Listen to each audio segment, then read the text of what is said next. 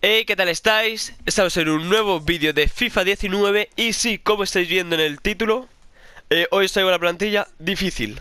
Se llama así, es un poco raro la verdad, pero bueno, es el SBC de híbrido de ligas y países, el tercero, y vamos a enseñaros el método más barato de cómo hacerlo.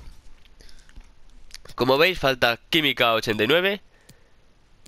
Aquí no sé si es que esta se aposta.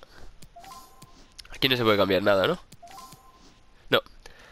Pues vale, lo que pasa es que tenéis que conseguir 9 de química, 9 de lealtad.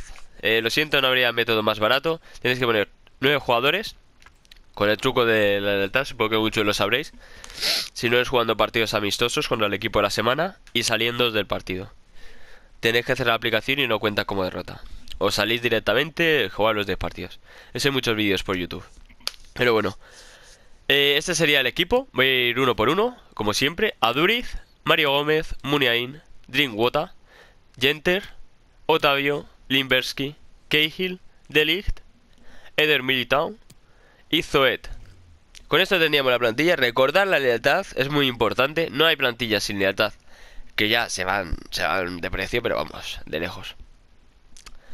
Y bueno, nos saldría por 9000 monedas. Exactamente 9000 monedas, así que aprovechar a hacerlo rápido porque estos rápidamente se van a subir el precio. Si no me rollo más, espero que os guste. Si es así, dejar un muy buen like, suscribiros si no estáis y adiós.